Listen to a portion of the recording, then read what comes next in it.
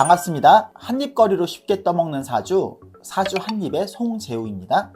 선생님, 이번 주 화요일 밤에 진짜 난리도 아니었습니다. 윤석열 대통령이 계엄령으로 지금 대한민국뿐만 아니라 외신에서도 난리인 것 같더라고요. 갑자기 접한 소식이라서 이게 뭔가 계엄령?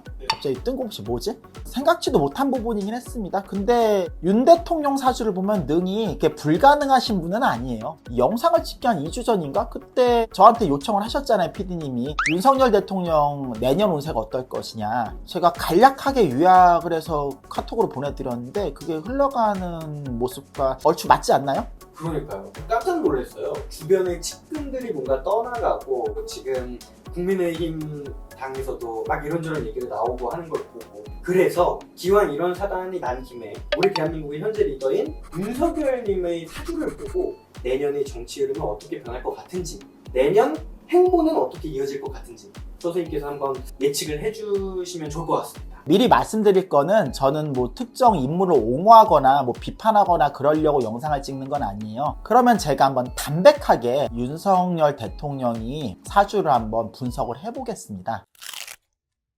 윤석열 대통령의 내년 행보를 말하기 전에 먼저 윤석열 대통령이 어떤 사람인지를 좀 말씀을 드릴게요. 천간이라는 건 그 사람은 누구냐, 그 사람은 어떤 자질을 가지고 있냐, 그 사람 주변 인연은 어떤 인연이냐, 이런 걸 알 수 있는 부분이거든요. 그 중에서도 일간은 윤석열 대통령의 그 사람 개인의 매력이자 재능이 되는 거예요. 일간이 사주의 전부는 아니지만 일간부터 먼저 이야기하는 이유가 그게 그 사람의 본질이고 기준점이기 때문에 그렇습니다. 이 사람은 누구냐? 금이죠, 금. 그것도 경금이에요. 그 말은 무슨 말이냐면은 이 사람은 인기에 영업하는 사람은 아니라는 거죠.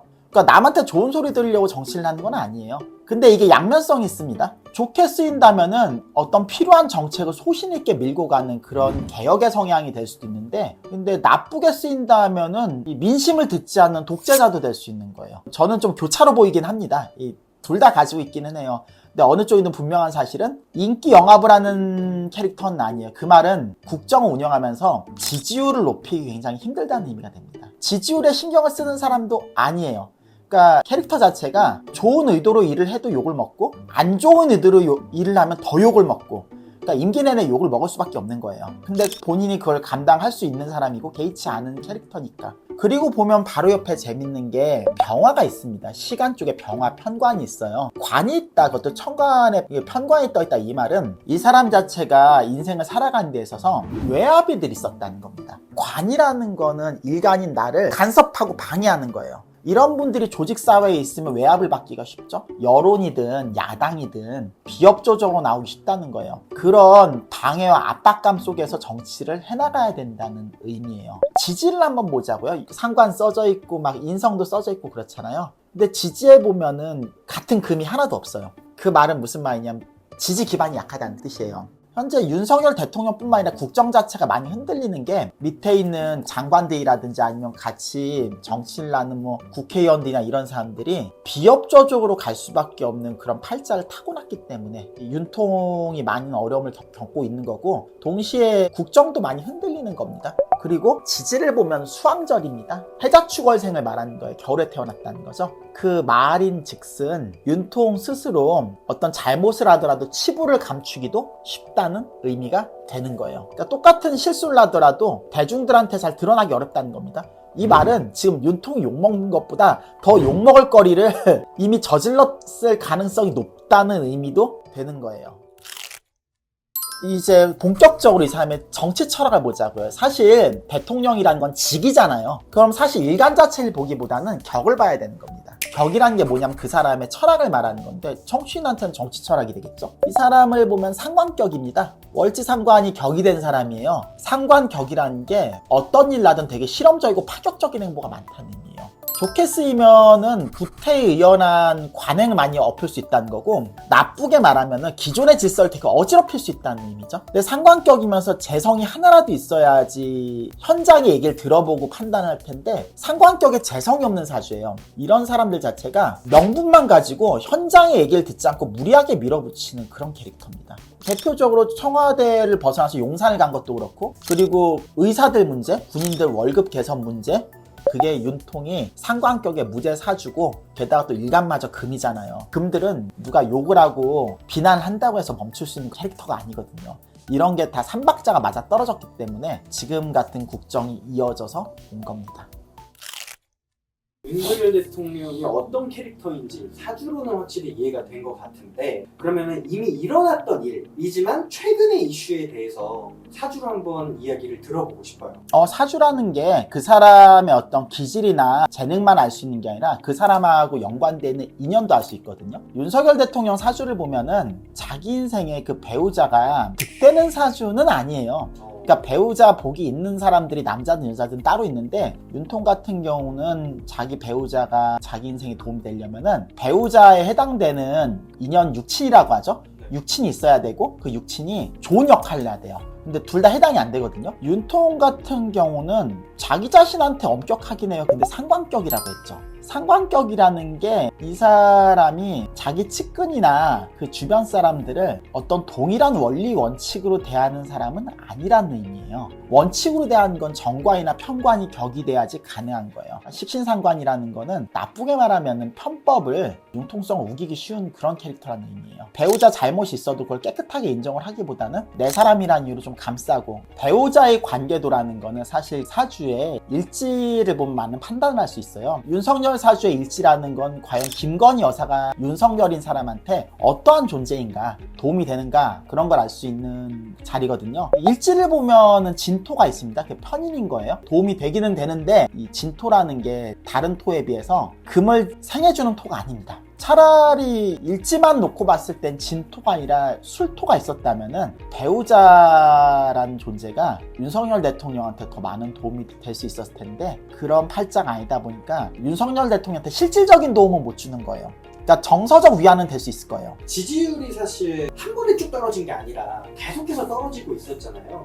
이 떨어지는 지지율에 대해서 윤석열 대통령의 대응, 위기 관리에 대해서도 사주로 봤을 때는 어떤 모습으로 형태가 띄고 있었는지 그것도 궁금합니다.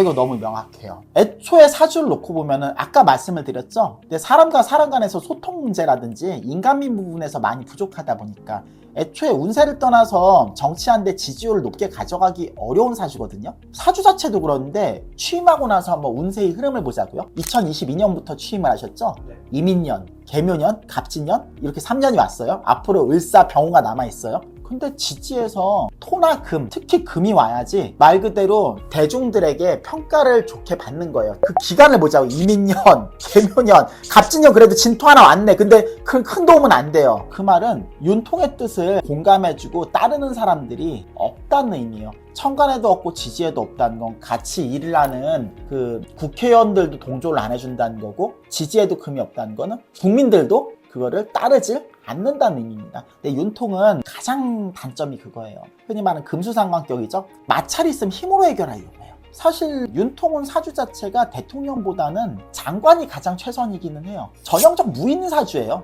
대통령이란 건 일만 잘한다고 되는 것도 아니고 국민들을 좀 안심시키고 국가의 대표로서 그 민심을 좀 헤아리는 부분도 필요해요. 근데 윤통은 그런 게 너무 부족해요. 부족하다 못해 아예 갖춰져 있질 않아요. 쿠데타도 근데 저는 충분히 이게 가능하다고 느끼는 게, 일단 사주학적으로 보면은 이 삼박지가 맞아서 그게 발생하는 거예요. 첫 번째는 아까 전에 내내 얘기했던 금일간은 옳다고 생각하는 거 수단 방법을 가리지 않습니다. 그리고 옆에 보면은 편인이 있어요. 월간에 인성이란 것 자체가 자기만의 기호를 말하는 건데, 편인이 현실성이 좀 많이 떨어집니다. 정인이 더 현실성이 있고 실리적인 스탠스를 취할 수 있는 거예요. 편인이 근데 좀 이상적이죠. 근데 말 그대로 이상적이란 게 무슨 뜻이에요? 그거를 실질적으로 구현하기가 어렵다는 의미잖아요. 게다가 또 상관격이란 말이에요. 참 오늘 자주 나오죠? 상관격 자체가 어때요? 어떤 문제가 있을 때 대화나 원칙보다는 자기가 길을 제시하는 사람이에요. 그럼 이게 삼박자가 딱딱 맞죠? 누구한테 욕먹는 걸 두려워하지 않는 캐릭터입니다. 경금일간 자체가. 게다가 옆에서 편인의 생을 잘 받고 있다 보니까 비현실적인 망상도 있다는 소리예요. 그리고 상관격으로 마무리가 되죠. 일을 해나가는 데 있어서 방식이 절차를 따지지 않고 수단과 방법을 가리지 않을 수 있다는 점. 이 삼박자가 맞아 들어졌죠? 하나 더 추가해서 사박자 할게요. 을애월이었단 말이에요. 을목이 오면요, 윤통이 개인적 판단력이 흐려지고 측근이 떠나가는 시기입니다. 비겁과 합을 하고 일간과 합을 하기 때문에 그런 거예요. 쉽게 말해서 일간하고 합이 되면 윤석열 개인이 현명한 판단을 못한 시기라는 의미고, 연간에도 경금이 있죠? 자기 측근을 말하는 거예요. 자기 측근도 자기 개인의 사정 때문에 더 이상 윤통을 도와줄 수 있는 상황이 아니라는 겁니다. 을사년이 오기 전에 을해월에 이런 상황이 겹쳐지다 보니까 생각지도 못했던 사상 초유의 쿠데타, 그것도 3시간 쿠데타가 발생이 된 거예요. 자, 그러면은 우리 최근의 이슈에 대해서 얘기를 해봤는데, 앞으로 2025년의 운세, 윤 대통령의 행보에 대해서 이야기를 해보면 좋을 것 같아요. 지지를 놓고 보자면은 관으로 흐릅니다. 관으로 흐른다는 거는 윤석열 대통령이 대통령으로서 직무를 수행하는데 적극적인 거부 의사를 펼친다는 거예요. 여태까지는 그냥 뭐 말을 안 듣고 지지를 안 해준다 그런 걸로 끝났다면은, 윤석열 대통령을 싫어하는 사람들, 특히나 같은 정치인들 있겠죠? 야당 사람들이겠죠? 여러 가지 법이라든지 어떤 자기가 할 수 있는 모든 수단과 방법을 써서 윤통을 저지하려고 들 겁니다. 근데 윤통의 캐릭터가 대화하고 물러서는 사람이 또 아니에요. 국정은 더 시끄러울 수밖에 없을 거예요. 내후년 임기 말이죠? 또 아군의 도움도 받기 어려운 사주다 보니까 더 외로운 싸움을 할 거예요. 근데 그 갈등이 무조건 나쁘다고만 보지는 않는 게, 그 갈등을 통해서 대한민국 사회에서 새로운 좀 답을 찾는 계기가 될 수도 있을 거예요. 다만 분명한 사실은 그 과정이 결코 조용하지는 않을 겁니다. 그리고 윤통은 그 부담을 혼자서 거의 감당을 해야 될 거예요. 파격적인 2차 계엄령과 같은 이런 행보는 있을 것 같나요? 아니면 없을 것 같나요? 본인은 하고 싶을 거예요. 그리고 할 수도 있는 사람이에요. 다만 기획력이 떨어지다 보니까 당장 실행하기는 어려울 겁니다. 마음 같아서는 하고 싶을 거예요. 자기는 어떤 대의 명분이 분명한데 1차 시도할 때보다 더 좋은 방향으로 기획을 짤 수 있지 못하다 보니까 결과적으로는 다시 시도는 많이 어려울 겁니다. 근데 본인은 하고 싶을 거예요. 사실 이게 메인 질문이기도 해요. 과연 윤 대통령 임기를 다 못 채우고 탄핵이 될 것인지 아닐지. 운세를 보면 그럴 가능성이 커. 이게 관으로 흐른다고 했죠. 관. 네. 윤 대통령 사주의 관이 화예요. 화. 관이라는 거는 압제를 말하는 겁니다. 쉽게 말하면요, 내가 뭘 하고 싶어도 제약이 들어오는 거예요. 탄핵 가능성 충분하고요. 탄핵까지는 안 가더라도 국정 운영하는데 손발이 잘려나가는 허수아비 식물 대통령으로 갈 가능성이 높아요. 다만 희망이라면은 매년 운세만 이게 아니라 그 월운도 있거든요. 월운이 어떻게 흘러가냐면은, 윤 대통령이 기회가 또 와요. 12월달, 1월달을 보면 그 기회가 온다는 것 자체가 윤통이 기사회생으로 자기가 반전시킬 카드도 가지고 있다는 의미입니다. 그래서 결론적으로 말하면 탄핵의 가능성은 높으나 아직 한 번의 기회가 남아있다. 그 기회마저 놓치게 되면은 윤통은 남은 임기를 채우지 못할 가능성이 높습니다. 그러면은 선생님, 탄핵이 만약에 된다면 앞으로의 행보, 나 앞으로 윤석열 대통령의 그 자취는 어떻게 될 것인지도 사주로 보이는지 궁금합니다. 임기가 끝나고 2027년부터는 정미, 무신, 기유 그렇게 흘러간단 말이에요. 근데 보면 뭔가 특징이 나오지 않나요? 금으로 흐르죠. 그 말은 무슨 말이냐면은, 윤 대통령이 퇴임 이후 오히려 자기 신변의 안정을 보장받고 국민들한테 재평가가 받는다는 의미입니다. 재임 기간 중에 했던 많은 시도들이, 그 중에 일부는 윤통의 판단이 그때 옳았다. 동시에 차기 후계자가 윤통보다도 더한 인간이 오면은 그런 평가가 당연히 오겠죠? 오늘은 대한민국을 떠들썩하게 했던 윤석열 대통령의 사주를 알아봤는데요. 녹화하는 날을 기준으로 해서 2차 계엄령이 생길 수 있을 것이다. 탄핵을 당할 수도 있을 것이다. 말이 많잖아요. 불안해하고 가뜩이나 대한민국이 혼란스러운데 2차 계엄령을 염려하시지 않으셔도 될 것 같아요. 그럴 만한 여건도 아니고요. 윤통이 이걸 추진할 만한 운세도 아니고, 본인 스스로도 그 계엄령의 명분이라든지 아니면 계엄령의 기획 부분에서 많이 부족한 걸 지금쯤 아마 좀 뼈저리게 느낄 거예요. 2차 계엄령이 다시 발현될 리는 없을 것이다. 그렇게 받아들이셔도 좋습니다. 오늘의 이야기는 여기까지입니다. 다음 한입이 궁금하신 분들은 구독과 좋아요, 알림 설정 부탁드릴게요. 지금까지 사주 한입의 송재우였습니다. 감사합니다.